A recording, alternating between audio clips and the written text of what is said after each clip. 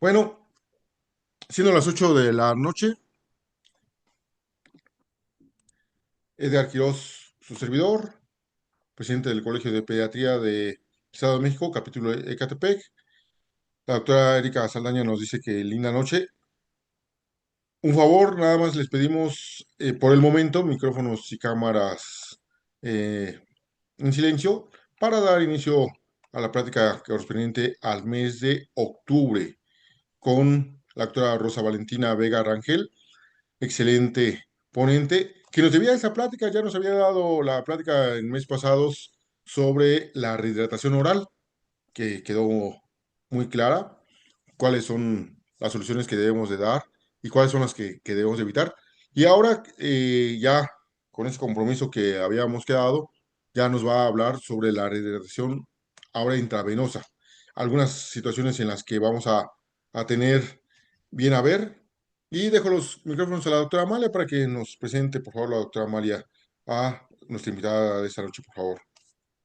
Muy buenas noches a todos. De verdad que es un placer contar con la presencia de cada uno de los integrantes de nuestro colegio y los invitados.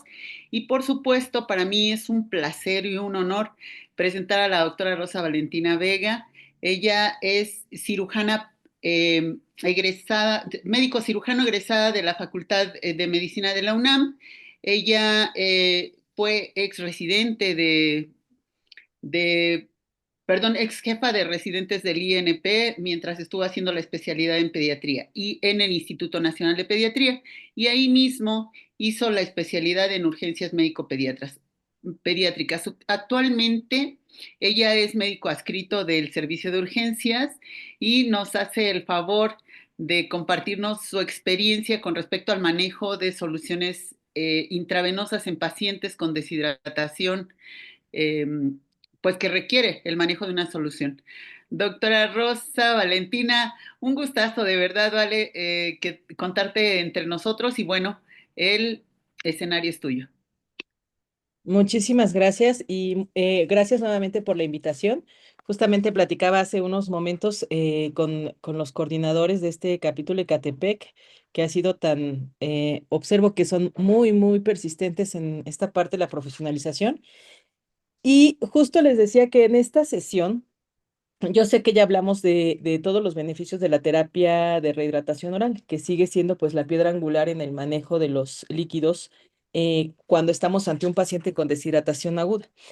Sin embargo, para poder hablar del manejo de soluciones intravenosas en pacientes con deshidratación, sí necesito tocar algunos conceptos que son fundamentales de los líquidos intravenosos, porque esto nos va a llevar a entender de manera mucho más sencilla el por qué están establecidas las pautas y cómo están establecidas actualmente las pautas para el manejo de líquidos intravenosos en pacientes que tienen una entidad específica como sería deshidratación. Entonces, para eso, pues siempre, como les dije la vez pasada, es importante decirles que vamos a abordar. Uno, vamos a recordar las diferentes terapias hídricas intravenosas para pediatría y vamos a comprender cuál es la meta de cada una de estas, porque cuando hablamos de rehidratación intravenosa, tenemos que saber perfectamente cuál es nuestro objetivo y en qué pacientes las podemos utilizar. La tercera parte, que es quizá lo que ha tenido más evidencia en los últimos años y ha tenido pues muchísimo más auge en cuanto a la administración de líquidos intravenosos es la composición segura de líquidos intravenosos. Y para eso, pues tendré que hablarles un poco de los diferentes métodos y vamos a revisar cuáles son las recomendaciones actuales, tanto para el manejo de líquidos intravenosos en general y de ahí como parte el nuevo o las nuevas sugerencias los nuevos consensos que hay para el manejo de pacientes deshidratados. Entonces, vamos a recordar que existen cuatro tipos de líquidos, de terapia de líquidos intravenosos. El primero es reanimación hídrica, el segundo es terapia de mantenimiento, el tercero es terapia de reemplazo de déficits y el cuarto es reposición de pérdidas durante el manejo. Voy a tomar dos diapositivas para hablar rápidamente de reanimación hídrica y terapia de mantenimiento porque son la base del tratamiento para la terapia de líquidos intravenosos en el niño deshidratado. Entonces es importante que podamos partir de ahí. Bien, entonces vamos a repasar algunos conceptos fundamentales. Cuando nosotros decidimos utilizar líquidos intravenosos en pediatría, en general, lo primero que tenemos que recordar es que estamos sustituyendo el ingreso de líquidos que un paciente podría tener de manera oral. Entonces, una de las cosas que se incluyen en estos líquidos intravenosos que nosotros damos es algo que se conoce como agua obligatoria renal. El agua obligatoria renal es un componente obligatorio porque esta es la que nos ayuda a mantener una tasa de filtración glomerular en donde el riñón no concentre ni diluya de manera excesiva y entonces podamos mantener un equilibrio entre sodio, potasio, cloro, glucosa intravenoso. Esta agua obligatoria renal prácticamente suple parte de lo que se produce por orina y heces y algo de lo que se puede producir de forma, o más bien de lo que se puede perder de forma insensible. Entonces, este componente, siempre que hablemos de terapia hídrica intravenosa, para cualquier patología que involucre el uso de líquidos intravenosos, es un componente que tenemos que considerar en el cálculo. Y ahorita les voy a comentar cómo está calculada esta obligatoria renal. Entonces, todas estas terapias de líquidos intravenosos surgen de la necesidad de sustituir las pérdidas que nosotros tenemos. Y aunque ahorita estamos aquí todos centrados frente a la pantalla, estamos teniendo pérdidas de líquidos. En el niño, eso está medido, ¿ok? Entonces, sabemos que puede tener pérdidas insensibles, que acuérdense que las pérdidas insensibles son todo lo que se transpira, todo lo que se suda, ¿ok? Y tenemos pérdidas fecales y pérdidas urinarias, que esta es la tasa el agua obligatoria renal. Entonces, de acuerdo a diferentes métodos, yo me voy a ir ahorita a este método, que es el de mililitros por calorías, que es el de gasto calórico, tasa metabólica o Holiday Cigar, como ustedes quieran llamarlo. Este es el método. En este método, pues sabemos que en pérdidas insensibles se pierden alrededor de 50 mililitros por kilo por día. Y en las urinarias, 66 y en las fecales nos da 5. Si nosotros hacemos esta sumatoria muy estricta, pues entonces nosotros necesitaríamos al día, cuando estamos en ayuno, no podemos ingerir nada, alrededor de 120 mililitros al día pero por kilo por día. Pero resulta que nuestro cuerpo también produce agua de oxidación y lo calculado son alrededor de 17 mililitros. Entonces, si nosotros lo restamos, esto nos lleva a entender por qué cuando hacemos este cálculo de líquidos por Holiday Cigar, digamos, el componente base son 100 mililitros de agua por cada 100 calorías metabolizadas, ¿ok? Está estimando estas pérdidas y el agua de oxidación. Si nosotros lo hacemos por otros métodos, como sería el método del peso, miren, va de 85 a 155, lo que es muy coincidente con lo que ustedes encuentran en la bibliografía de requerimientos de líquidos. Estamos solo hablando de agua por peso. Y de superficie corporal, más o menos, este sería el promedio, serían 1500, lo que es muy coincidente con estos 1500 a 1800 mililitros metro cuadrado. Entonces, lo primero a comprender cuando nosotros vamos a indicar terapia hídrica intravenosa es qué estamos reponiendo. Y estamos reponiendo estos componentes de pérdidas diarias de líquidos habituales, normales, los que tendríamos con o sin diarrea, los que tendríamos con o sin pancreatitis y los que tendríamos con o sin alguna situación que me impidiera utilizar el tubo digestivo, porque estas son pérdidas que tengo de manera fisiológica. Bien, entonces, la terapia hídrica de mantenimiento, que es de la primera que vamos a hablar, este es un componente básico dentro del tratamiento de los pacientes pediátricos hospitalizados. Y a mí me gustaría aquí que levantara la mano quién eh, ha indicado alguna vez terapia hídrica de mantenimiento, es decir, quién ha indicado líquidos de mantenimiento o soluciones basales. Levanten una reaccioncita para que yo pueda saber. Ok, bien. ¿Alguien más, aparte del doctor Edgar Quirós? ¿Alguien más alguna vez? Ah, ok, muy bien, un poquito más, un poco más. Bien. ¿Alguien más alguna vez ha indicado líquidos de mantenimiento o soluciones basales o soluciones calculadas, como le pueden llamar en otros sitios? Sí, poquitos. Y yo les diría que son poquitos porque fíjense que una de las cosas que son base en la pediatría es el cálculo de soluciones. Entonces, yo pienso que la mayoría de nosotros durante nuestra formación calculó líquidos de mantenimiento e indicó líquidos de mantenimiento, ¿no? A lo mejor no entendíamos muy bien de dónde vienen, pero seguramente lo hicimos, ¿no? Y eh, nada más es importante ahora enfatizar que esto que le llamamos líquidos de mantenimiento o soluciones basales o soluciones calculadas corresponden a este tipo de terapia hídrica, que es una terapia que se utiliza para que los pacientes que no pueden ser alimentados por vía enteral reciban la cantidad de líquidos que requieren, de acuerdo a lo que perdemos de manera fisiológica. Pero, ojo, la terapia hídrica de mantenimiento es para el paciente que no tiene un déficit excesivo de líquidos. Es decir, es solamente lo que yo gasto o lo que yo necesito de agua de manera diaria, basal, sin otras pérdidas. Normalmente, ¿en quiénes la utilizamos? Pues en los niños que tienen alguna situación abdominal quirúrgica u obstructiva, ¿no? El que ya está operado de apendicitis en sus primeras horas, el que tiene obstrucción intestinal por bridas, el que tengo que intubar y no voy a poder alimentar en las primeras 2 a 3 horas, que vamos a ver que justamente en estos pacientes está indicado que sea solamente durante la estabilización y después rápidamente busquemos una forma de alimentarlo. El que tiene un deterioro neurológico grave y tengo que intubar y poner en terapia crítica. Los que tienen condiciones prequirúrgicas, es decir, el que dejo en ayuno para las condiciones quirúrgicas, apendicitis aguda, fracturas de extremidades, o el paciente que está en estado crítico, posterior, por ejemplo, al estado de choque, ¿no? Entonces, a estos pacientes después los tengo que dejar con una terapia hídrica de mantenimiento, porque el paciente sigue teniendo pérdidas de agua. Entonces, existen estos métodos y seguramente ustedes se acordarán, ¿no? Cuando estuvieron en formación, los que todavía están en formación, que les enseñan 3 métodos para el cálculo de líquidos: peso corporal, superficie corporal y gasto calórico.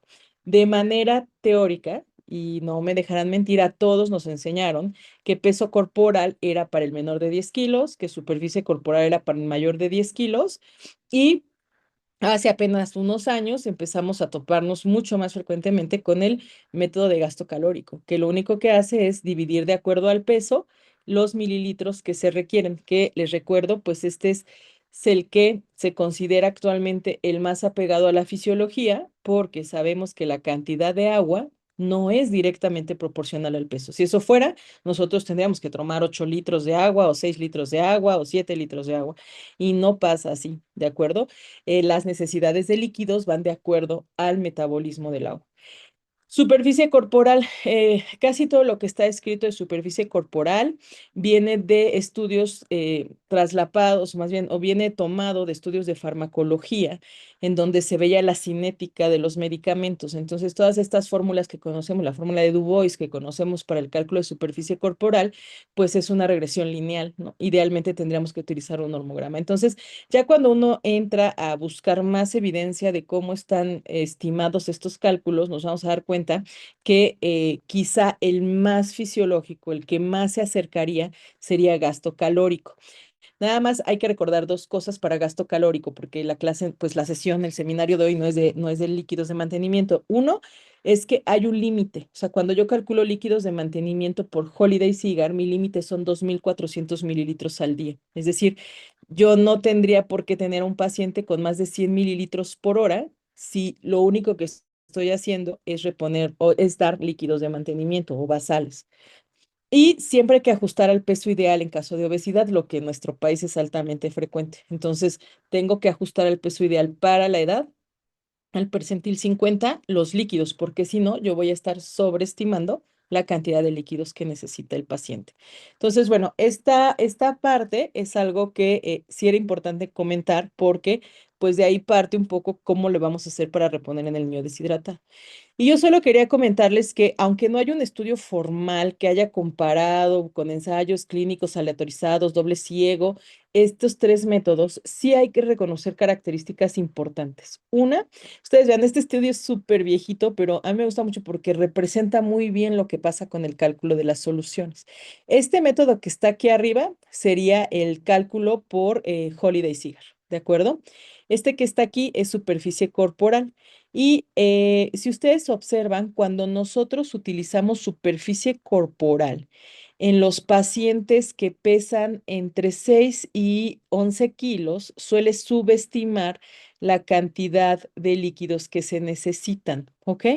Y cuando nosotros, si calculáramos todo esto por kilos, pues obviamente en los pesos mayores a 10 kilos sobreestimaría el peso por kilo. Entonces, eso es algo que sí tienen que saber del por qué se utiliza superficie corporal mayores de 10 kilos, porque ya desde 1959, que son estos artículos iniciales de líquidos, se vio que cuando utilizamos superficie corporal en niños que pesan menos de 10 kilos, subestiman la cantidad de líquidos que necesitan en comparación con otros métodos. Esa es la razón por la cual nos enseñaron de esta manera, pero que bueno, pues también nos llega un poco a cuestionarnos cuál sería entonces el mejor método. Y yo les quiero decir que em, pues hasta el momento actual, ¿no? No existe un estudio que compare los tres métodos, pero si ustedes revisan casi toda la literatura internacional, la tendencia es el uso del gasto calórico, lo que antes conocía como Holiday Cigar, con algunas variaciones que básicamente derivan de la tonicidad de las soluciones, es decir, de la cantidad de sodio que nosotros le ponemos a las soluciones y de aprender a restringir rápidamente la cantidad de líquidos en algunas situaciones, sobre todo cuando estas son situaciones clínicas que llevan al riesgo de lo que ahora le llamamos secreción inapropiada de hormona antidiurética de origen osmótico. Entonces, era importante tocar esta parte porque vamos a ver que este es el primer ladrillito para cuando nosotros calculemos soluciones para el niño deshidratado. La terapia de líquidos de mantenimiento es uno de los medicamentos más recetados en un niño hospitalizado. Y los que trabajan en hospital no me dejarán mentir, es mucho más probable que te encuentres a un niño hospitalizado, canalizado con líquidos, a que te encuentres un niño comiendo. Y esa es una de las tendencias que ahora debemos de cambiar porque casi en todas las guías de todas las patologías, lo que se sugiere es que en cuanto se pueda utilizar el tubo digestivo, ya sea a través de alimentación oral o enteral por una sonda, se haga y que si no, entonces consideres rápidamente una alimentación parenteral, porque no hay un beneficio de dejar a los niños durante mucho tiempo con líquidos de mantenimiento o con soluciones intravenosas. Entonces, aunque estas recomendaciones históricas de los líquidos intravenosos que ustedes conocían, del cálculo por metro cuadrado, superficie corporal, como les decía, vienen de históricas, que son más o menos de 1959, entre el 2017 y el 2022 surgieron varias recomendaciones a propósito de estudios que veían las complicaciones que había en el manejo de líquidos intravenosos en un grupo de niños hospitalizados. Entonces, actualmente la recomendación es pues que les decía, independientemente del método que se utilice, uno, se evalúe la tonicidad de las soluciones. La recomendación actual es líquidos isotónicos. Y dos, se evalúe de manera personalizada la glucosa y el potasio. Y tres, siempre estar haciendo un control estricto de volumen, porque algo que ya sabíamos, pero que últimamente se ha enfatizado más, es que cuando nosotros sobreestimamos la cantidad de líquidos, y los pacientes tienen enfermedades donde este líquido pueda fugarse rápidamente o condiciones críticas, esto puede aumentar la mortalidad. Entonces, miren, yo les dejo aquí, esto es básicamente, hay muchas guías y hay muchas recomendaciones. Yo les decía, desde el Nelson en la edición 21 ya viene esta recomendación del manejo de líquidos isotónicos. Ellos, el cálculo y los ejemplos que se los ponen a través de Holiday Cigar y entonces, básicamente, eso es como algo fundamental. Sí, en realidad para todos los pacientes, Amalia, el límite del paciente pediátrico son 2.400, o sea, hasta los 17 años, 11 meses, son 2.400 el límite que está marcado para Holiday Cigar.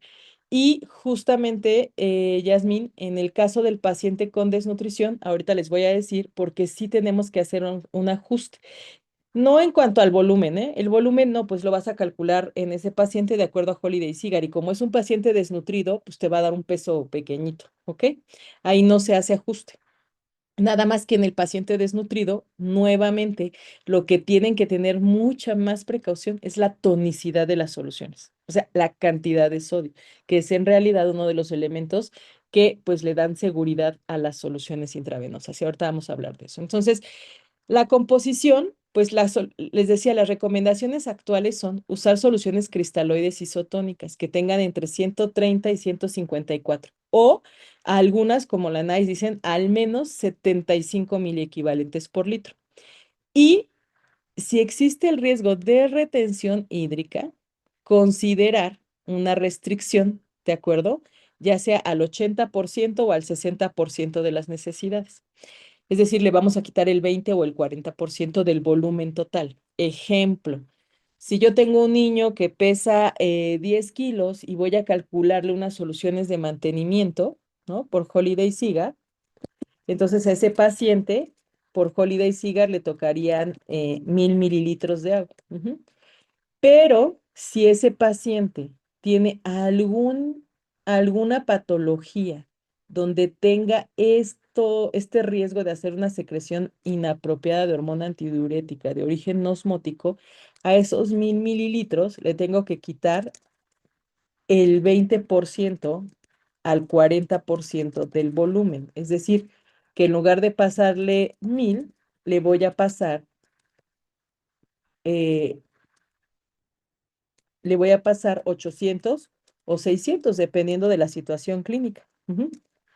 No sé si me expliqué bien en este punto, ¿sí? Esto es para 24 horas y solo estoy hablando de agua, ¿ok? Entonces, ¿qué pacientes son los que tienen este riesgo? Fíjense, el paciente que tiene dolor crónico intenso, el paciente que tiene náuseas de manera que ya lleva más de 24 horas con náuseas, el que tiene estrés fisiológico como el que está saliendo del estado de choque, el que tiene el que tuvo hipovolemia y que yo ya la corregí, como sería el deshidratado, ahorita vamos a hablar. El que usa medicamentos crónicos como opioides, alteraciones respiratorias graves. Por ejemplo, el niño que hace una insuficiencia respiratoria por neumonía, tengo que intubarlo, pero ese niño va a tener un riesgo de secreción de hormona antidiurética de origen osmótico. Entonces, ya no lo dejo con el Holiday Cigar tal cual, o sea, ya no lo dejo con el 100%, sino a ese volumen que me salga, a ese cálculo de Holiday Cigar que me salga, le voy a restar un 20% del volumen total. Ujú. Entonces, aquí lo importante es que ustedes identifiquen a qué pacientes tienen que restringir de manera temprana, porque lo que sí se ha visto del 2017 a la fecha es que el paciente que tiene secreción de hormona antidiurética debe de restringirse tempranamente de volumen. Y no solo eso, ese paciente en particular requiere sodios mínimos de 75 miliequivalentes litro. Y aquí ya me voy a ir a otro concepto, porque muy seguramente muchos de nosotros aprendimos a calcular los electrolitos por metro cuadrado por kilogramo de peso. ¿Se acordarán? ¿Sí se acuerdan? A ver, levanten la mano. ¿Quién aprendió a hacer este cálculo así de, bueno, le voy a poner 100 mililitros de agua, 3 miliequivalentes de sodio y 2 miliequivalentes de potasio? A ver, levanten, hagan una reaccioncita para ver si vamos bien.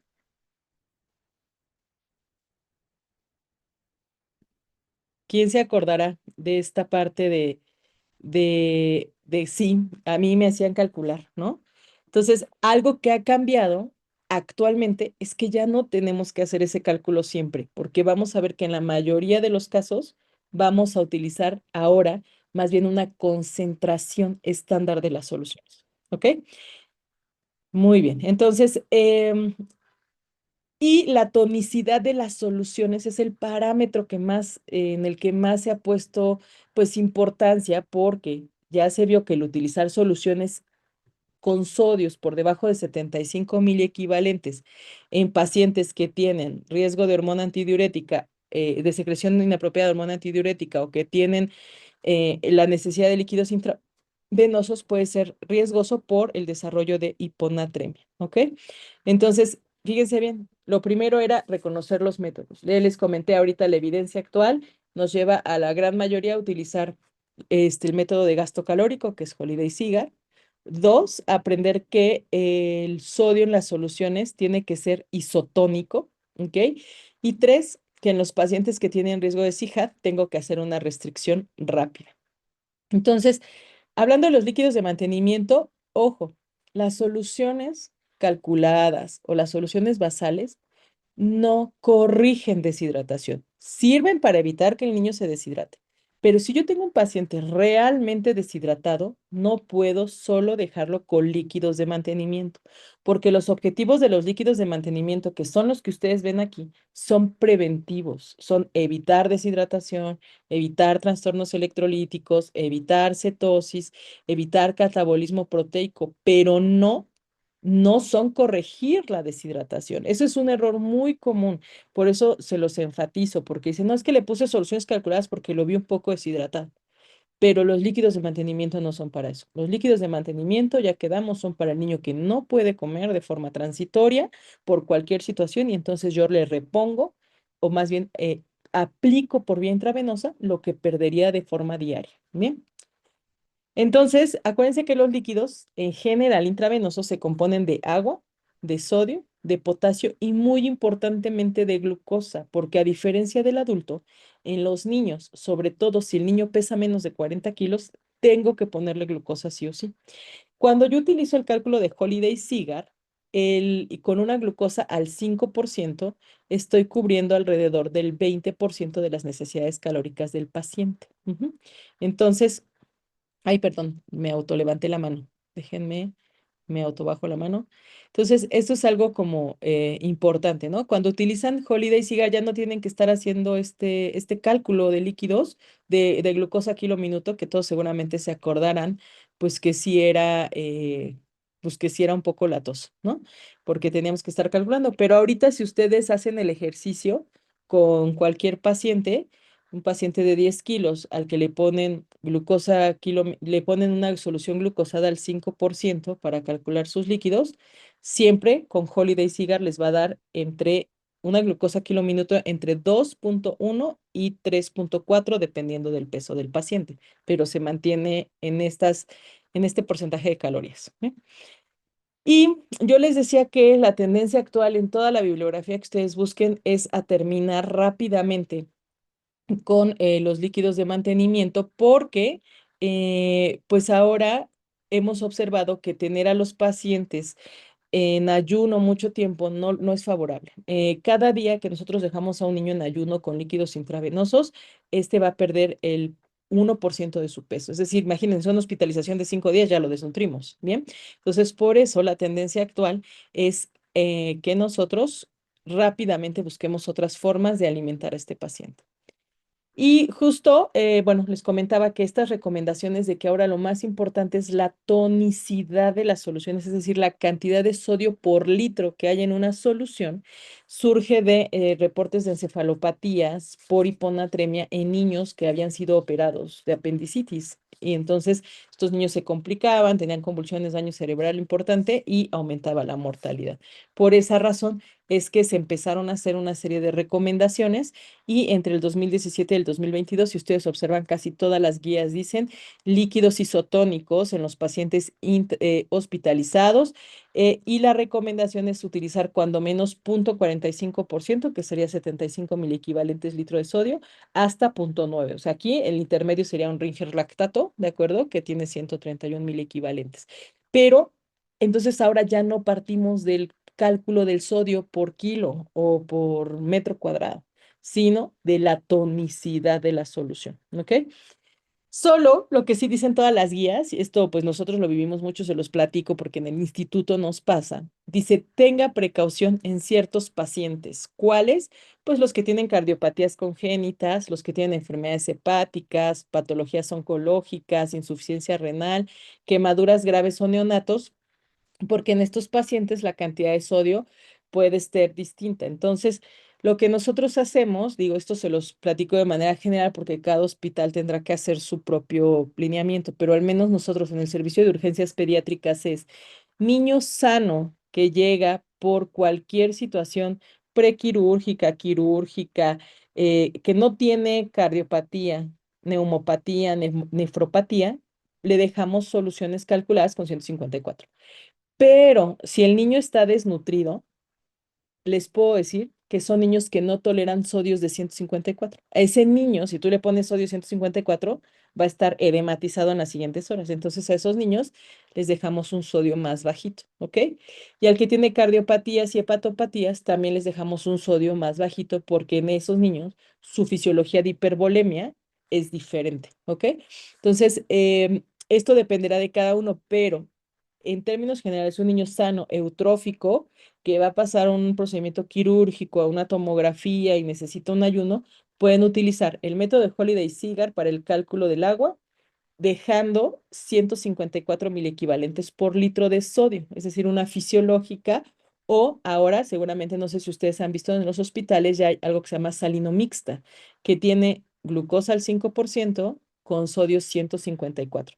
A ver, compártanme si alguien ha visto salino mixta para saber si estamos en el mismo canal.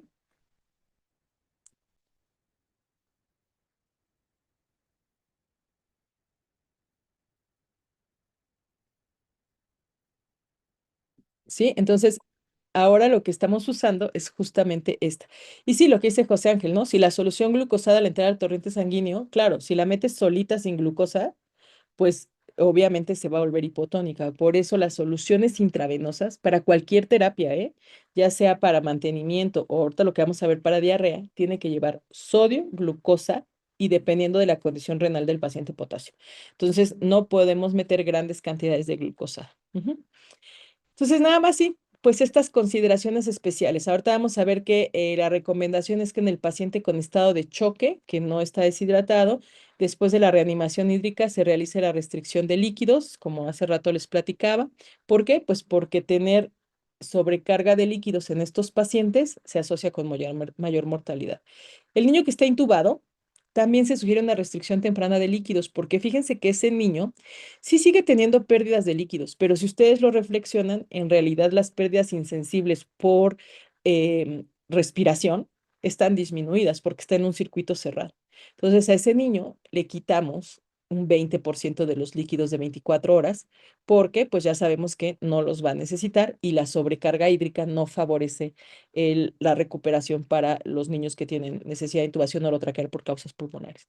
El paciente con cetoacidosis diabética, ese es otro rollo, ese es un paciente también deshidratado, pero pues sus esquemas son distintos. Aquí nada más en el paciente con cetoacidosis diabética hay que tener en cuenta que lo mínimo que pueden tener las soluciones de sodio son 75 miliequivalentes. El paciente con trauma grave o estados neurológicos también lo mínimo son 75 miliequivalentes para el cuidado de formación de edema cerebral, hipernatremia y otras cosas. Y si ustedes en su hospital utilizan cálculo por peso de la superficie o por superficie corporal, yo lo único es que siempre les digo, tienen que vigilar la tonicidad de las soluciones.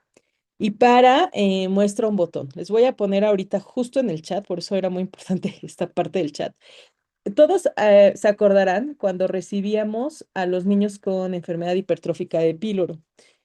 Y entonces los cirujanos nos decían, ¿sabes qué? A ese niño que pesa, no sé, 3 kilos, le vas a poner unas soluciones que sean 150 mililitros por kilo o hasta 180 dependiendo, con sodio de 3 miliequivalentes por kilo y potasio vamos a hacerlo ahorita sin potasio, ¿ok?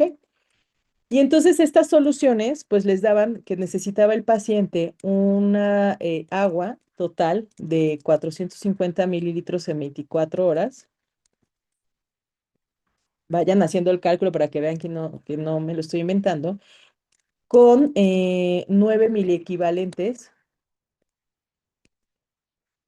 con 9 miliequivalentes de sodio en 24 horas. Hasta ahí vamos todos bien.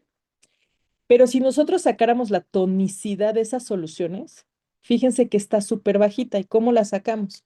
Bueno, pues si yo en 400 reglas de 3 de pediatría, ¿no? Básicas. Si en 450 mililitros de solución glucosada le pongo 9 miliequivalentes de sodio, entonces en 1000 mililitros, váyanlo haciendo a ver quién nos pone la respuesta ahí.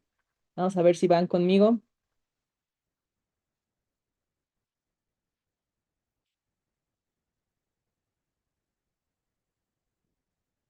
¿Cuánto les dio en 1000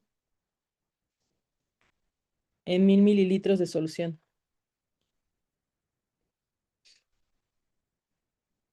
Así es, Alejandra, 20 miliequivalentes. O sea, tienen una solución no hipotónica, hipotoniquísima, con 20 miliequivalentes por litro de sodio. Entonces, cuando calculamos las soluciones por, por este metro cuadrado o por superficie corporal, es muy importante que hagan el cálculo de la tonicidad del sodio, porque eso es ahorita uno de los elementos seguros en la prescripción de soluciones. ¿Sí quedó claro esta parte antes de irme a deshidratación? ¿Sí? Ok. Entonces, eso es algo fundamental, ¿no? Eso nos pasaba con soluciones calculadas por metro cuadrado, porque si lo hacemos por metro cuadrado es lo mismo, tenemos que calcular los electrolitos por metro cuadrado, pero perdemos de base la tonicidad de las soluciones. Por eso es que ahora se recomienda que si tú utilizas Holiday Cigar, pues cuando menos utilices una solución con 0,45, pero si el paciente es eutrófico, no tiene cardiopatía, no tienen neumopatía, pues te vayas a 154, que son estas nuevas soluciones que se llaman salinomixtas, que traen glucosada al 5% con sodio 154. ¿Ok? Muy bien. Entonces, ahora sí, vamos a hablar de otra situación especial, como sería deshidratación. ¿Ok? Bien, entonces, hay dos partes de deshidratación. Una es que nos podemos encontrar con un paciente que tenga una deshidratación grave, con criterios de gravedad. Y este paciente con enfermedad diarreica aguda que se deshidrató gravemente, en realidad lo que tiene es un estado de choque. ¿Ok? Entonces, en el estado de choque, lo que yo tengo que hacer es reconocer tempranamente al paciente que por evacuaciones disminuidas de consistencia, líquidas o diarreicas, se deshidrató. Y los datos son clínicos. ¿Cuáles son los datos? Pues un paciente que tiene taquicardia, pero aunada a algo que le llamamos datos de hipoperfusión. Y los datos de hipoperfusión son alteración del estado neurológico, ¿de acuerdo? Es decir, un paciente somnoliento, comatoso, un paciente con un llenado capilar retardado, es decir, mayor a 3 segundos, y pulsos débiles. ¿Por qué? Los niños deshidratados siempre van a presentarse en algo que se llaman choques hipodinámicos, que antes les conocíamos como choques fríos, porque lo que tienen es una disminución de la precarga, ¿ok? Es decir, ese volumen que se pierde en precarga. Entonces, estos pacientes se manifiestan taquicárdicos, pulsos débiles, llenado capilar retardado, mayor a 3 segundos, extremidades frías y estado neurológico alterado. Entonces, si yo veo un paciente que en su historia clínica ha tenido 10 evacuaciones líquidas, que llega con los ojos hundidos, la mucosa seca, el llanto sin lágrimas y además llega taquicárdico, pulsos débiles, llenado capilar prolongado, entonces estoy ante un niño con deshidratación por diarrea, pero una deshidratación grave, con datos de gravedad, ¿ok? Y esto se los tengo que aclarar porque hay una línea bien delgadita. Hay un grupo de pacientes que están deshidratados, pero no están chocados, que son la gran mayoría, ¿ok? Entonces, si yo estoy ante un paciente que está deshidratado, chocado, lo que tengo que hacer es manejarlo como choque. Y las metas del choque en los primeros minutos son bien claras y dicen, acciones prioritarias, abra la vía aérea, coloque oxígeno con FIO2 al 100%, ¿ok? Y establezca un acceso vascular en menos de 90 segundos o 2 intentos. Si no, coloque una intraósea. Mantenga una adecuada circulación. ¿Cómo? Pues con terapia en bolos. Ahorita vamos a ver una diapositiva de eso. Y evalúe glucosa, calcio y hemoglobina. Si no me equivoco, hace poquito estuvo con ustedes la doctora Diana de urgencias también hablando de choque. Entonces, las metas para el manejo de choque son las mismas, ¿ok? Ya que salga del estado de choque, entonces les vamos a decir qué hacer. Pero si está deshidratado, chocado, esto es el manejo, ¿sí? Y acordarse que cuando yo pongo cargas, el objetivo es optimizar la precarga para mejorar el gasto cardíaco y revertir todos estos datos que estoy viendo de hipoperfusión. Entonces, muy importante porque una de las cosas que más falla en el manejo de estos pacientes es la velocidad en la que se hace esta reanimación hídrica. Y sí, si estuviéramos en el Sahara, si estuviéramos en un lugar lejano donde no tenemos acceso a una terapia intensiva, pues sí, vamos a seguir estas pautas de ser cautelosos, pero con lo que no podemos ser tan retrasados es con la colocación de accesos vasculares adecuados. Entonces, tienen que ser accesos vasculares gruesos y cortos, ¿de acuerdo? En salas de choque, en los primeros 15 a 20 minutos, no está indicado colocar un catéter venoso central, porque es muy tardado, porque es muchísimo más complejo y en estos pacientes, si no puedo resolver con un adecuado acceso intravenoso, entonces coloco un intraóseo, ¿no? Esta que les traigo aquí, esta imagen justo es para decirles, cuando vayan a pasar cargas, no utilicen vías diminutas como las de los dedos o las cefálicas, no las usen, ¿ok? Si no tienen, entonces hay que colocar una intraósea. Actualmente ya casi en todo el país hay estos dispositivos intraóseos que son taladros automatizados. No tengo conflicto de interés con la marca, eso es lo que es la única que hay, que es EasyOs. Y tienen estas agujas que se colocan rápidamente en el hueso. La curva de aprendizaje es 10 colocaciones. El riesgo de complicaciones es menor al 0,1% y son dispositivos muy fáciles de utilizar. Entonces, la verdad es que si ustedes están en un medio hospitalario, vale la pena que los tengan pues en su kit. Y además, cuando ustedes piden el equipo, la empresa los capacita, ¿no? Entonces, bueno. Esta es esta, y si no, en un taller muy sencillo les podemos enseñar a utilizarlo. La verdad es que no es nada complejo. Ujú. Entonces, lo correcto sería colocar un intraóseo. Si es que yo no tengo un acceso vascular. Y entonces, acuérdense que aquí, ¿qué es lo que vamos a hacer? Pues administrar esta terapia de bolos de líquidos, que son a 20 mililitros por kilo. Y la recomendación actual, pues, es utilizar igualmente soluciones isotónicas, ya sea solución salina o Hartmann para fines específicos de enfermedad diarreica aguda. No hay algún estudio que diga que una es mejor que otra, y eso se los aclaro porque hay algunas patologías como cetoacidosis diabética, choque séptico, donde hay evidencia de que es mejor utilizar Harman versus salina. Pero para enfermedad diarreica aguda no hay un estudio que diga que es mejor utilizar una que otra. Lo que sí es que hay que reponer rápidamente este estado de hipoperfusión. Solo quiero aclarar una cosa aquí. Cuando yo doy esta carga de volumen para el paciente chocado o deshidratado, lo estoy haciendo, acuérdense, para mejorar la precarga. No estoy en ningún momento corrigiendo deshidratación. Eso tiene que quedar clarísimo. Las cargas son para mejorar la precarga y disminuir la hipoperfusión, o sea, para mejorar el gasto cardíaco, pero todavía no corrijo la deshidratación. ¿Ok?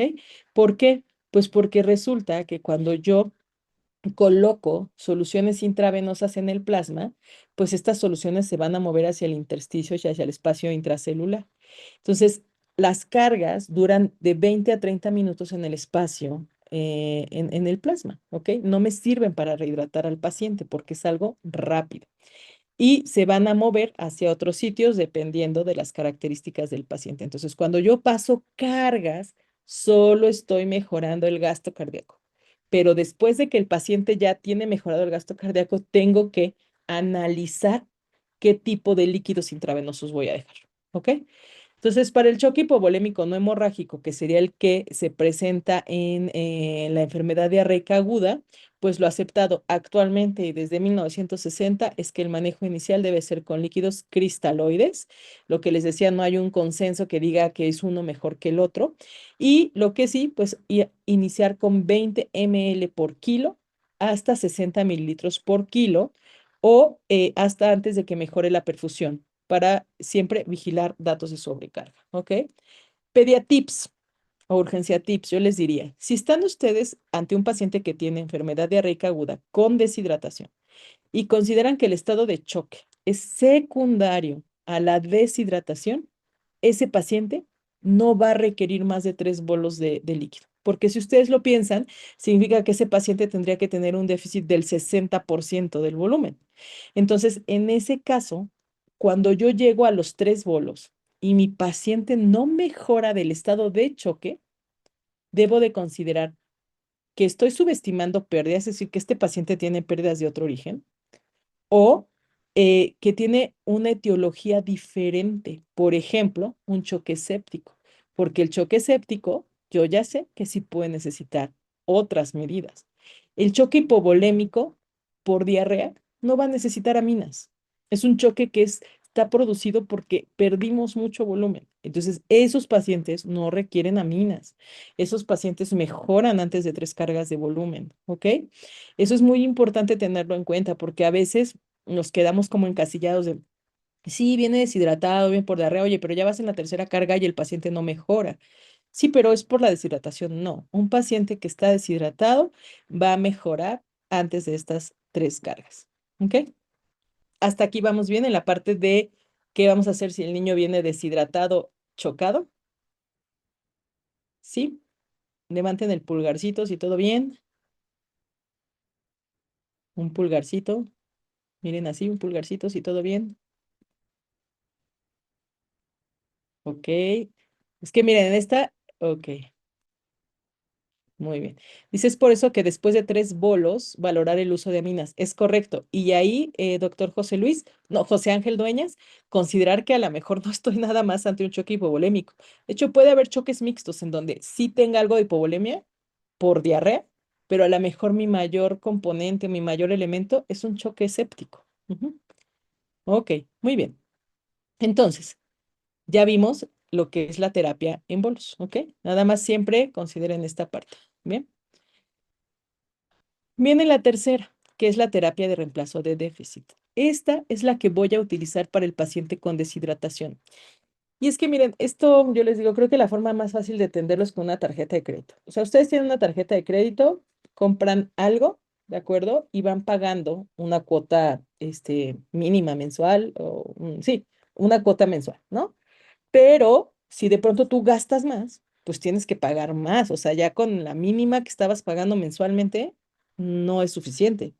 Entonces, cuando un niño tiene diarrea por deshidratación, más bien tiene deshidratación por diarrea, eso es lo que pasa. O sea, tú le estás dando líquidos, pero no puedes dejarlo solo con líquidos de mantenimiento porque ese niño tiene pérdidas extras. Cuando ya llega con datos clínicos de deshidratación, ese niño ya tiene la necesidad de los líquidos que utiliza diariamente para su basal, más lo que ya perdió extra por la diarrea, más lo que va a seguir perdiendo durante el tiempo que esté en vigilancia en el tratamiento. Entonces es un niño que requiere reemplazo de déficits. Eso es diferente. ¿Ok? Muy bien. Y entonces lo primero, como comentamos en la plática de manejo de enfermedad diarreica aguda, es saber si está deshidratado o no. ¿Ok? Lo primero es que siempre fíjense que los pediatras solemos sobreestimar la deshidratación, es decir, para nosotros todos los niños están deshidratados y es algo que tenemos que aprender a modificar. El dato más exacto, acuérdense, es el peso. Lo malo es que a veces entre nosotros mismos no nos ayudamos y no pesamos siempre a los pacientes de manera correcta. Entonces, siempre hay que pesarlos de manera correcta. Cuando los lleven a su consultorio al control del niño sano, pésenlos de manera correcta, porque eso le va a ayudar mucho a la familia o a ustedes mismos para estimar si se deshidrató o no. Parece que de manera muy estricta y decíamos muy académicamente, el niño pequeño se deshidrata en porcentajes del 5, 10 y más del 10, ¿ok? O sea, el lactante. Miren, aquí se los puse para recordar. Y el niño más grande en porcentajes de 3, 6 y más de 6. ¿Por qué? Porque acuérdense que el lactante tiene más agua corporal total en comparación con los niños más grandes y los adultos. Entonces, aquí, cuando yo no tengo el peso, me tengo que ir a datos clínicos. Y ya habíamos dicho que un solo dato clínico no hace diagnóstico de deshidratación, que tengo que tener al menos una anamnesis que me diga que el niño tiene enfermedad diarreica aguda, porque yo les decía que uno de los fallos o pitfalls o sesgos más importantes cuando evaluamos un niño con diarrea es que lo categorizamos como enfermedad diarreica aguda sin que tenga diarrea. Entonces, lo primero es que la anamnesis sea concordante. Si sí tiene evacuaciones disminuidas de consistencia, si tiene más evacuaciones de las que debería de tener constantemente, ¿ok? Entonces, lo tiene, perfecto. Busco ahora datos clínicos. ¿Cuáles? Pues ya habíamos dicho que existen 10 signos universales de la OMS, pero que a veces no nos ayudan mucho y que hay escalas que nos pueden ayudar a identificar si un niño está deshidratado o no. Eso es lo primero que quiero saber, ¿no? Si un niño está deshidratado o no. Y eso usted es una escala de puntaje clínico que con 4 ítems, que acuérdense que son los que tienen más valor predictivo o negativo, me pueden decir si el niño está deshidratado o no, ¿no? Oye, pero no me dice si está chocado o no, pero acuérdense que el estado de choque se diagnostica taquicardia, pulsos débiles, llenado capilar prolongado, estado mental alterado, extremidades frías, ¿no? Entonces, eso es una evaluación clínica. Pero aquí yo puedo saber el que está deshidratado del que no. Y ya dijimos, el que no está deshidratado, me voy a ir a plan A de hidratación. El que está deshidratado y no está chocado, entonces ese me voy a ir a plan B de hidratación. Y entonces, ¿para quién? ¿No? ¿Para qué esta plática de líquidos intravenosos en deshidratados si ya tenemos resuelto el mundo? Porque va a haber un grupo. Acuérdense que el plan B puede fracasar entre un 1 y 4%, dependiendo de dónde busquen. Ahorita, bueno, cuando hice el rastreo para esta actualización, está escrito hasta el 2024 que en algunos países que son países no como nuestras características económicas, hasta el 4% hay de fracasos en la terapia de rehidratación oral. Entonces, para ese grupo de pacientes tendríamos que utilizar líquidos intravenosos. Pero, pues lo más importante es que sepan evaluar. Nada más les traje esta foto que recolecté hace poquito a propósito para esta plática. ¿Se acuerdan que les había dicho que en estos datos, cuando vemos la apariencia general, pues esto habla del estado neurológico del paciente? Los ojos, que siempre los vamos a evaluar sentados, porque hundidos, pues si nos acostamos a todos se nos hunden un poco los ojos. Las mucosas, yo les decía, lo que hay que evaluar es la lengua. Y vean esta lengua. Esta es una lengua de un paciente deshidratado, ¿no? Es una lengua que cuando ustedes tocan está seca, no tiene saliva o la saliva es pegajosa. Ujú. Ojo, porque ya les había dicho que un error es evaluar la parte de afuera y eso no es válido. Y las lágrimas, que si están presentes, disminuidas, ausentes. Acuérdense que esta escala de puntuación clínica es válida para pacientes entre 3 meses y 5 años. ¿Ok? Bien, entonces, ¿cuáles son las fallas habituales para el tratamiento de la deshidratación por diarrea en pediatría? Antes de pasar a la parte de cómo calcular los líquidos. Uno es sobreestimar el grado de deshidratación. Por ejemplo, el niño estaba taquicárdico, pero no tenía otros datos de gravedad de la deshidratación. O sea, no tenía pulsos débiles ni llenado capilar prolongado. Pero le dieron líquidos intravenosos de inmediato por esa taquicardia. Acuérdense, todos los niños con deshidratación leve a moderada van a tener algo de taquicardia, siempre y cuando no tengan datos de hipoperfusión tisular. Debemos intentar rehidratarlos por vía oral, porque la colocación de líquidos intravenosos encarece la terapia y aumenta el riesgo de complicaciones, porque ahorita que veamos la parte del cálculo de líquidos, pues se van a dar cuenta que es algo que tenemos que estar vigilando constantemente, no es como que le dejo los líquidos y me voy, ¿bien? Entonces, esta es una de las cosas más importantes. Por eso, estimar el grado de deshidratación es fundamental. Porque además, cuando utilizamos plan B, ¿se acuerdan que yo les dije? Si está levemente deshidratado o moderadamente, la verdad es que no va a hacer gran diferencia porque vamos a calcular un plan B a 100 mililitros por kilo para 4 horas dividido en 8 tomas. No pasa nada. Pero cuando me muevo a terapia intravenosa, sí tengo que estimar el déficit en porcentaje de peso o lo más cercano a un porcentaje de peso. Dos, la otra falla, no manejar adecuadamente los vómitos. El niño estaba vomitando, por lo que decidimos ponerle líquidos intravenosos. Fíjense que la presencia de vómitos es habitual en los niños con enfermedad diarreica aguda y existe evidencia de que utilizar ondansetron en dosis única es eficaz para poder rehidratar al paciente por vía enteral, evitando así los líquidos intravenosos. ¿Ok?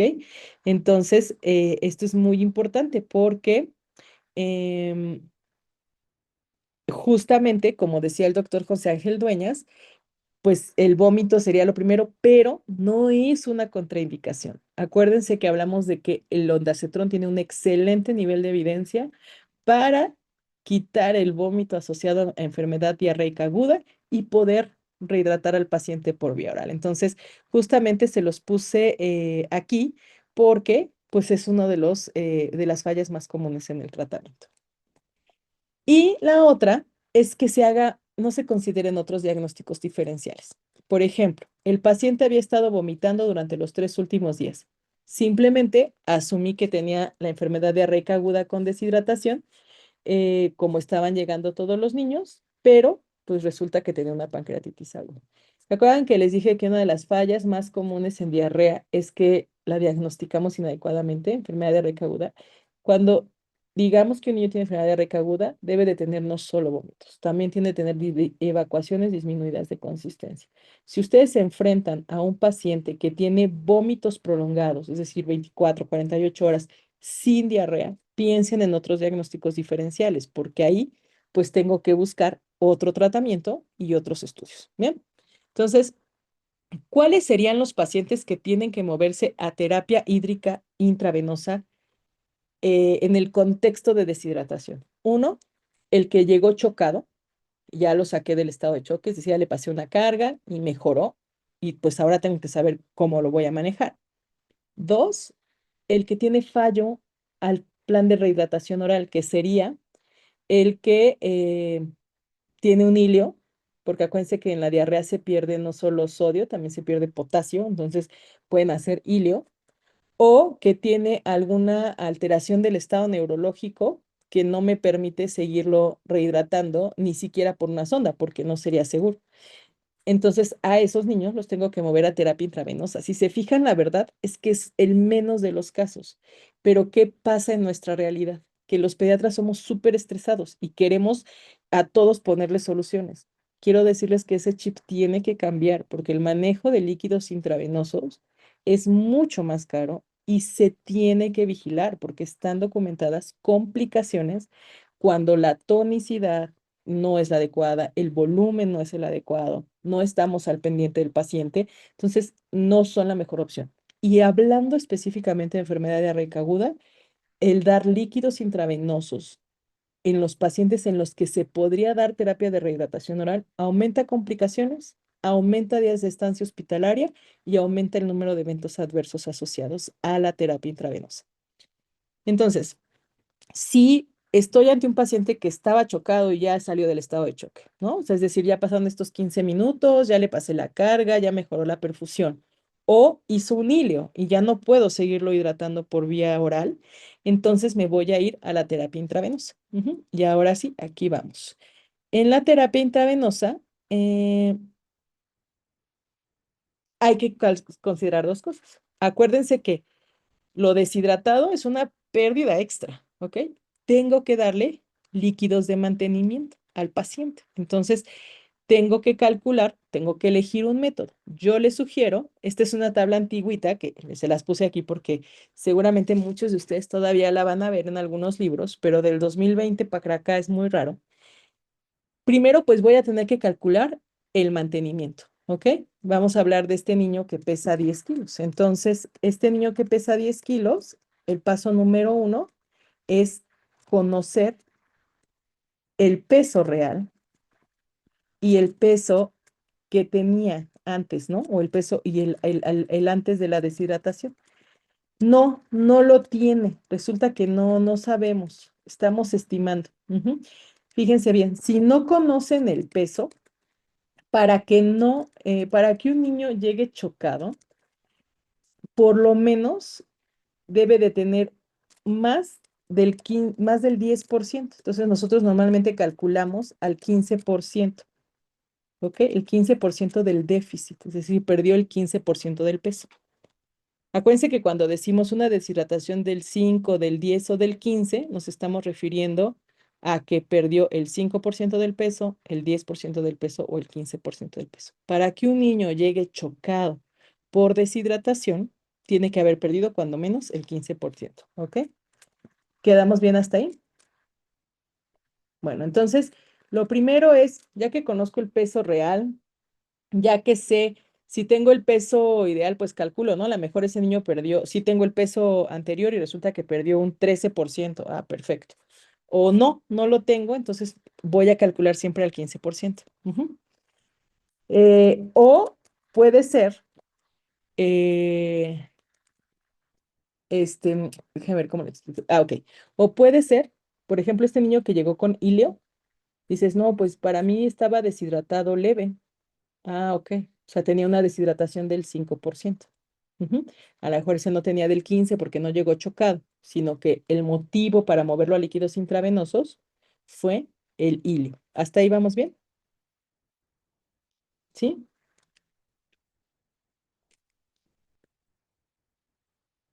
¿Hasta ahí vamos bien? ¿Están conmigo?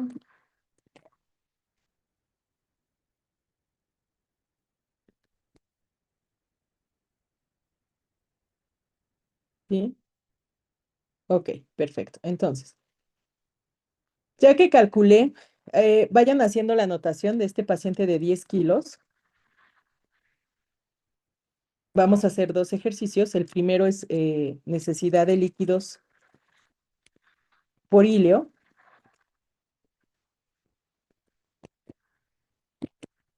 con un déficit. Se lo estoy poniendo ahí en el chat para que me vayan siguiendo, del 5%, ¿ok? Entonces, si nos vamos a los líquidos de mantenimiento, este paciente va a necesitar 1000 mililitros. ¿Están todos de acuerdo? Ujú. Bien. Ahora, ¿cuánto de sodio? Pues fíjense que ahora esta tablita que está aquí abajo la vamos a olvidar, porque ya dijimos que ahora la evidencia dice que yo tengo que utilizar, cuando menos, sodio 75 mil equivalentes, ¿no? Entonces yo le voy a dar, exacto, vamos a darle 1000 mililitros de agua, que es solución glucosada, al 5%, 1000 mililitros, con 75 mil equivalentes por litro de sodio, o le puedo dar una solución salino mixta, de esta que tiene 0,9% más solución glucosada al 5%. Acuérdense que no es la que ustedes reconstituyen, sino la que ya viene así de fábrica. 1000 mililitros. ¿Hasta ahí vamos bien todos? No sé cuál tengan en su hospital, nosotros tenemos las dos, pero pues básicamente esta es la que podrían utilizar. Entonces, ya calcularon el mantenimiento, pero eso es solo la pérdida que va teniendo diaria, ¿no? Todavía no calculamos el déficit. Entonces, ¿qué tenemos para el déficit? Pues para el déficit tenemos ahora un método mucho más sencillo, que viene derivado de que si un niño tiene una deshidratación del 5%, significa que perdió 50 mililitros por kilo. Si tuvo una del 10, perdió 100 mililitros por kilo. Y si tiene una grave, o sea, el que llegó chocado, perdió 150. Pero cuando esto se traslapa a requerimientos de Holiday Cigar, sucede que en una deshidratación leve, yo le voy a sumar medio mantenimiento. Es decir, en este niño del híleo, entonces tengo que sus líquidos de mantenimiento eran 1000 mililitros. Y le voy a sumar 500 mililitros, que es medio mantenimiento, por la deshidratación.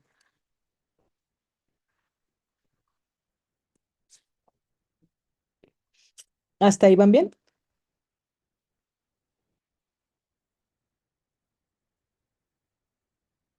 Ok. Y si llegó chocado, ¿qué voy a hacer? Pues los líquidos de mantenimiento no cambian, ¿no? Los líquidos de mantenimiento, si llegó chocado, en este mismo peso de 10 kilos, paciente chocado por diarrea, pues los líquidos de mantenimiento no cambian, son 1000, exacto, pero el déficit, muy bien Amalia, es 1,5 veces su mantenimiento. Así es el bolo no cuenta en este cálculo, qué bueno que lo comenta el doctor José Ángel Dueñas, el bolo no se descuenta, porque acuérdense que el bolo, dijimos, solo sirve para mejorar el gasto cardíaco en ese momento, pero después no cuenta para nada en lo de la deshidratación.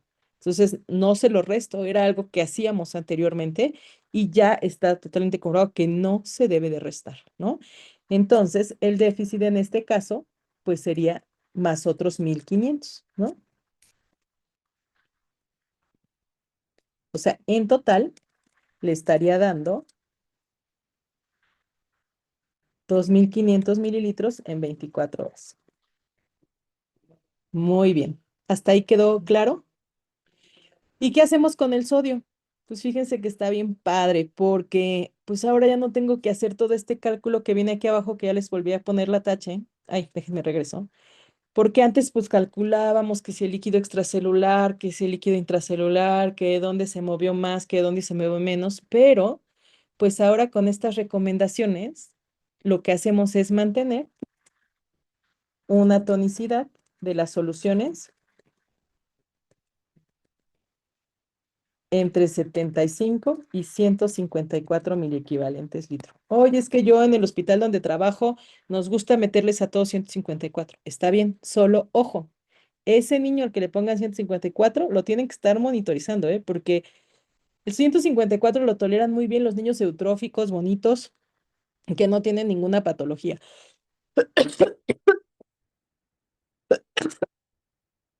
Denme un segundo.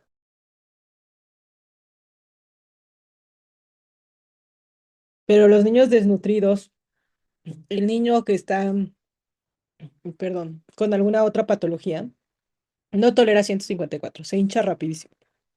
Entonces, eso es algo que no dice la literatura anglosajón. Ok, Amalia, sí, el máximo son 2,400 para mantenimiento, pero esta es una terapia de reemplazo de déficit. En la terapia de reemplazo de déficit no tienes un límite. Bueno, podrías tener quizás hasta 4,800, que sería el doble, ¿no? Pero en realidad esta es una terapia diferente.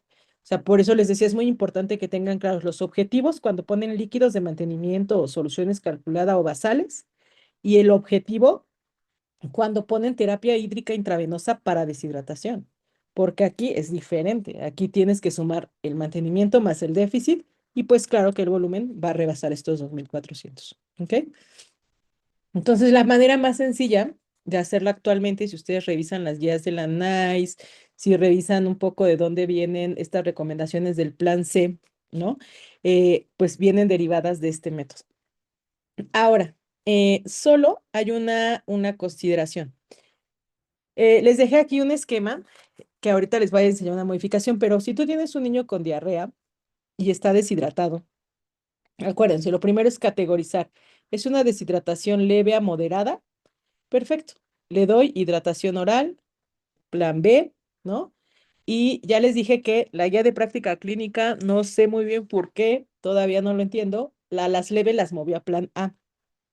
La recomendación es que no, que si ustedes tienen un niño con deshidratación leve o moderada, le den un plan de hidratación oral bajo supervisión médica como se tiene que hacer. Acuérdense, con soluciones de rehidratación oral de baja osmolaridad, es decir, que tengan 60, 75 miliequivalentes por litro de sodio. Y, solamente, fíjense bien, acuérdense que cuando vimos esta primera fase dijimos los laboratorios en esos pacientes no, porque nos confunden, ¿no? Si yo encuentro una hiponatremia, le voy a querer poner soluciones y no, porque esos niños se van a corregir solitos rehidratándolos vía oral. Pero en el grave es distinto, porque en el grave sí tengo, aparte de hacer toda la estabilización, que medir biometría hemática, electrolitos sanguíneos y química sanguínea. Y entonces, ya que clasifiqué si este paciente tiene una deshidratación isotónica, hipotónica o hipertónica, mover el sodio. Fíjense que antes, pues hacíamos todo esto que venía aquí, todo esto que era complejo y lo hacía más riesgoso, porque dependía de la habilidad de cada quien para realizar cálculos, aunque son aritméticos básicos, pues no es tan sencillo, ¿no? Esa variabilidad no es buena. Entonces, actualmente, ¿cuáles son las recomendaciones? Que si tú tienes un niño con una deshidratación isotónica, le pongas en agua los requerimientos más déficit, que acuérdense que tiene que ser con solución glucosada, ¿eh? No es agua libre. Unas soluciones que tengan 75 a 154 miliequivalentes litro de sodio. El potasio individualizado, es decir, si tiene un buen nivel de potasio, le pones un potasio basal, que serían 20 miliequivalentes litro, pero si tiene un potasio bajo, le pones 40 mil equivalentes litro o hasta 60. Y si no ha orinado, no le pones potasio, ¿no? Y hay que estarlo monitorizando. ¿Cuánto tiempo lo vas a dejar con estos líquidos? Por ejemplo, como este bebé que nos salió con una deshidratación, con 2.500 mililitros en 24 horas. Bueno, pues normalmente en 24 horas corrigen muy bien, ¿ok? Y lo dejas después, ya lo cambias a vía oral, no hay que ir reduciendo líquidos, no hay que hacer esquemas combinados, nada. El niño ya recuperó el estado de alerta, ya, perdón, ya recuperó el estado de hidratación, ya recuperó su peso, le inicias la vía entera. Eh, el que está en hipotónico, entonces la recomendación actual es que ese sí lo dejes con requerimiento más déficit con unas soluciones que tengan 154, ¿no? A este sí le dejas 154, el potasio lo vas individualizando y vas verificando el estado de hidratación. A este niño sí hay que estarle midiendo electrolitos cada 2 horas para ver que se vaya recuperando esta tonicidad. Y el hipertónico, pues ese es un poco más complicado, ¿no? Ese es un poco más complicado. Y para ese también ahora ya hay algo más estandarizado, porque antes, no sé si ustedes se acuerdan que pues este era el que nos daba muchísimo miedo, ¿no? Porque es el edema cerebral. Y este también nos ponía a parir el hipotónico porque decíamos, y la corrección de sodio, ¿no? Pero la verdad es que con 154 equivalentes por litro, estos niños van a corregir sin ningún problema. Si ustedes hicieran una corrección de sodio como la hacíamos anteriormente, del sodio ideal al sodio real, en este niño que es por deshidratación, aclaro, ¿eh? Que la hipotonicidad es por deshidratación, con 154 mililitros es más que suficiente, ¿ok? Dice José Ángel, entonces regresamos a soluciones por tercios. Ejemplo, 2 tercios de fisiológica más 1 tercio de solución glucosada. Sí, esa es una forma de reconstituirlas. Eh, Les voy a decir, por ejemplo, las formas de reconstitución pueden ser varias. Una es, como usted lo dice, nada más que ahí, ojo, porque si usted reconstituye 2 tercios de fisiológica y 1 tercio de solución glucosada, tiene que ser solución glucosada mínimo al 12.5%. 2-1, sí, nada más que cuando reconstituyan soluciones tienen que tener cuidado, porque acuérdense que ya ahí son soluciones, es decir, son cubetas. Si yo mezclo una solución glucosada al 5% con una solución glucosada al 154, yo lo mezclo, o sea, le digo a la enfermera, al final ya no voy a tener esas concentraciones porque ya hice diluciones. Ujú. Entonces, ahorita les voy a enseñar cómo lo hacemos nosotros y que para nosotros ha resultado muy sencillo y ha disminuido en mucho los errores de las prescripciones, ¿ok? Porque si usted pone glucosa al 10%, ¿cuánto le pone eso, doctor José Ángel? ¿500 mililitros, 250 o lo va haciendo de acuerdo al peso del paciente?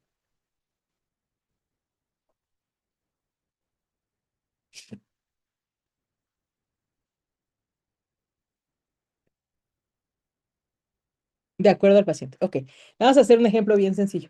Si ustedes ponen glucosada al 10%, vamos a suponer 200, dice 1 tercio. Vamos a suponer que este paciente necesita 500 mililitros. Entonces, 1 tercio serían 183 mililitros, ¿no? 166 mililitros. Y le pone solución fisiológica al 0.9% de lo que resta, que serían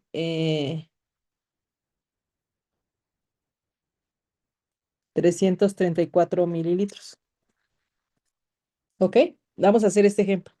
En realidad, aquí, la concentración de glucosa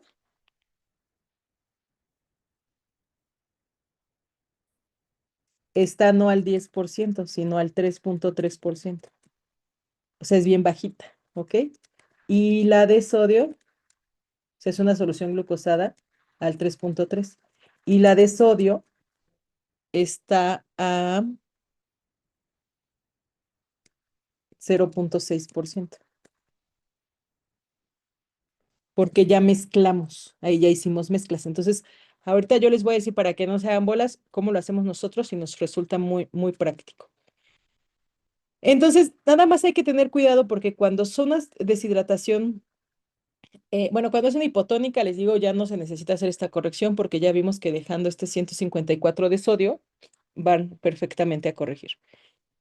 Y lo único cuando son hipertónicas, que esta es la que queremos corregir más lento, porque esta es la que está considerada como la más peligrosa de las presentaciones, porque si damos un manejo muy rápido, podemos hacer que el paciente tenga complicaciones importantes, ¿cuál? Principalmente edema cerebral. Y esto está derivado de la generación de osmoles idiógenos en las neuronas que ayudan a proteger a las neuronas de esta, digamos, de esta extracción de volumen que se hace de las células en este tipo de deshidratación. Entonces, para minimizar el riesgo de edema cerebral en este tipo de deshidratación, lo que se recomienda es hacer una corrección mucho más lenta. ¿Qué tan lenta? Bueno, pues lo que hacemos es que asegurarnos de que no disminuya más de un miliequivalente en 24 horas. Dice, hay quien dicen de 0,5 a 1 miliequivalente por litro. Perdónenme, 10 miliequivalentes, este es un 10 miliequivalentes por litro cada 24 horas o 0,5 miliequivalentes por hora. Entonces, estos pacientes con deshidratación hipernatrémica, la recomendación estandarizada, que la verdad es que es bastante buena, es que de acuerdo al nivel de sodio, pues ustedes determinen un tiempo para la corrección, ¿no? Si el paciente tiene 157 miliequivalentes, pues no es tan alta, me va a llevar unas 24 horas. Pero si tiene 170, me va a llevar hasta 48 horas. Y si tiene 180 y más de 180, pues me va a llevar hasta 72 horas y así, ¿ok? Entonces, en estos pacientes lo que se sugiere es que se mantenga una velocidad igual de 1,25 a 1,5 veces el mantenimiento.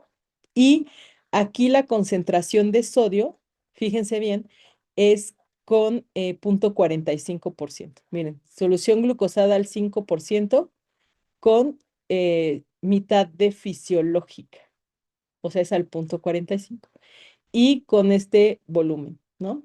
Y de esta manera ustedes van a poder tener una corrección lenta. Como les decía, en esta deshidratación particularmente, sí hay que estar monitorizando el sodio cada 2 horas. Cada 2 horas, ¿ok? Entonces, solución deshidratación hipernatrémica, lento, lo hago más lento, o sea, mi goteo va a ser para 48 horas y voy a constituir ahora sí glucosada al 5% con sodio 75, que es la mitad de fisiológica. Sodio 75. ¿Ok? Y estar viendo, si el sodio se baja muy rápido, pues entonces me subo a una concentración más alta de sodio. En lugar de 75, a lo mejor me voy a 130. Y en esta hay que tener mucha paciencia porque la corrección va a ser muy lenta. Una vez que el paciente pueda empezar a comer, es decir, ya no esté tan deshidratado, lo ideal es moverlo a líquidos orales. ¿Ok? No necesitan terminar toda la corrección intravenosa.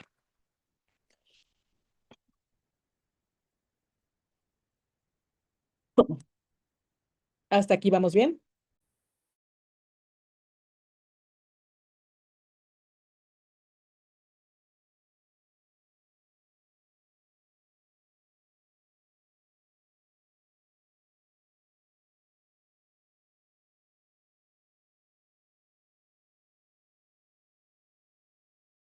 Perdón, tengo una tos ahí media rara.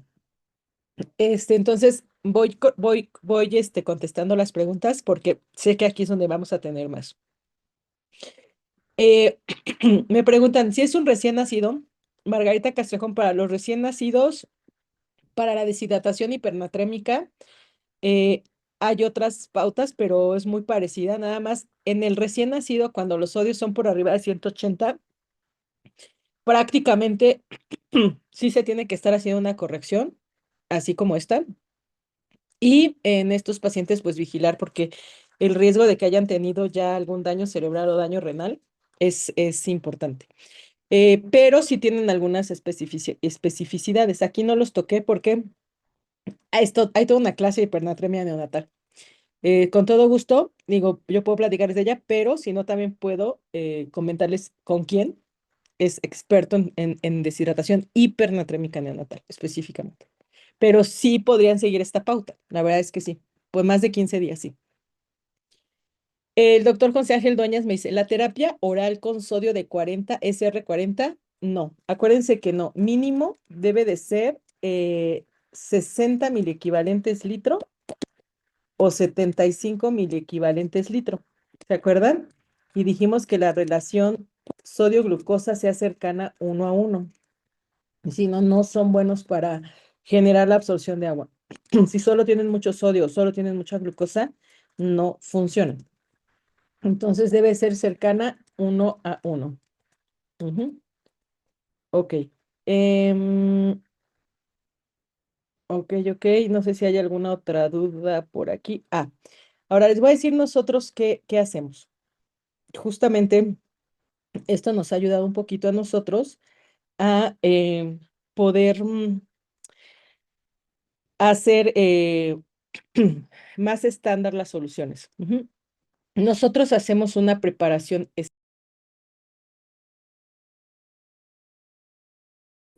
Lo que hacemos es una preparación estándar de soluciones, porque esto nos permite garantizar siempre el nivel de glucosa, el nivel de sodio y modificar solamente el goteo que necesite el paciente. Ujú.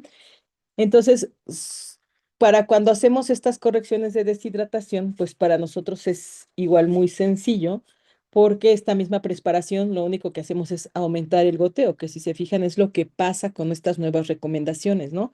Ya no tienen que estar preparando tan específicamente como las soluciones, sino que quedan más estandarizadas. Ajá, justamente eso es lo que voy a explicar, María. Entonces, miren, para eso me voy a mover rapidísimo. Denme un segundo. Ténganme un poquito de paciencia.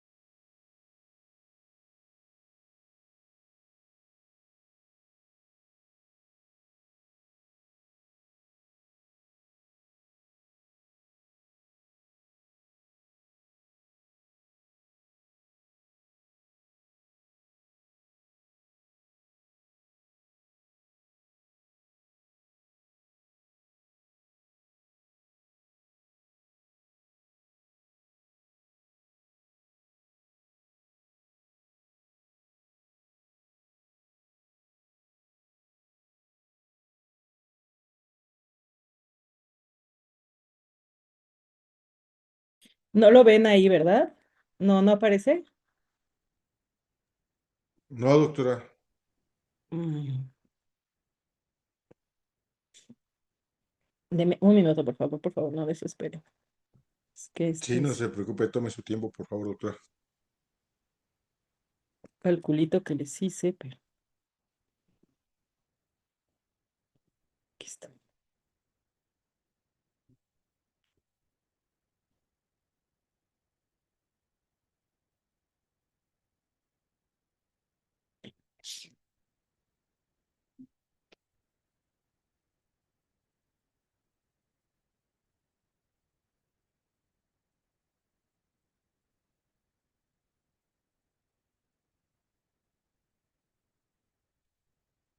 Híjole.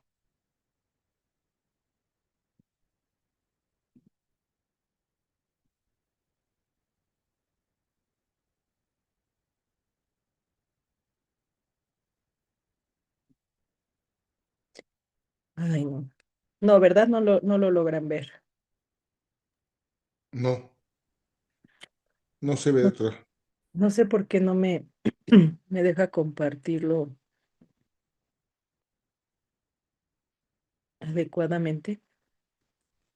Híjole. Bueno, déjenme, paso a la siguiente y ahorita veo qué está pasando, porque no me deja ni compartir la presentación actual ahora, a ver.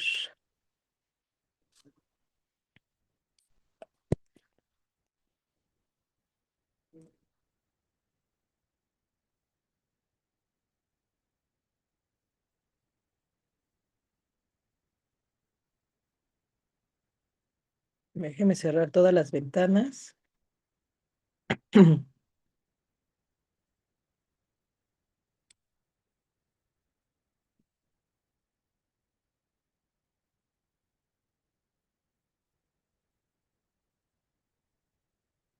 A ver, nuevamente aquí voy. Ahí sí ya. Ah, sí, ¿verdad? Ok. Sí, ya, doctora.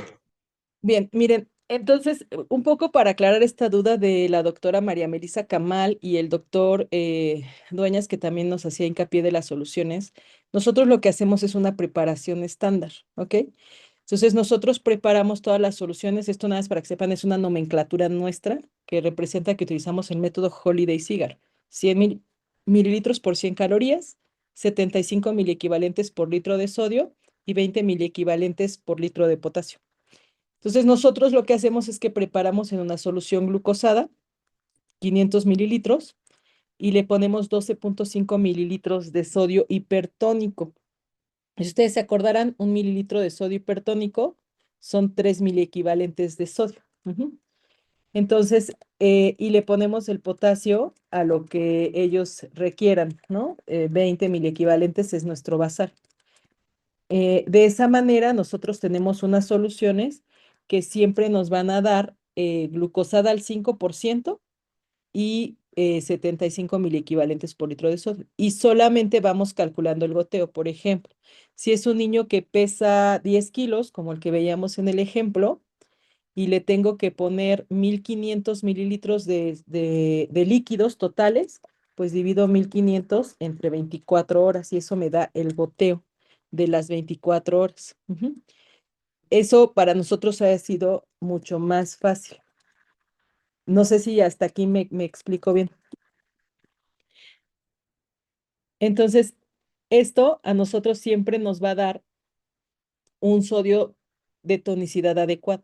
Y si lo que quiero es subirle, por ejemplo, el sodio, porque, no sé, quiero utilizar solución salina a 154, de la que tiene realmente 154 con glucosada al 5%, que les digo que esa es una salino mixta, que hay que tener cuidado porque nosotros conocíamos la 1,1, ¿se acuerdan?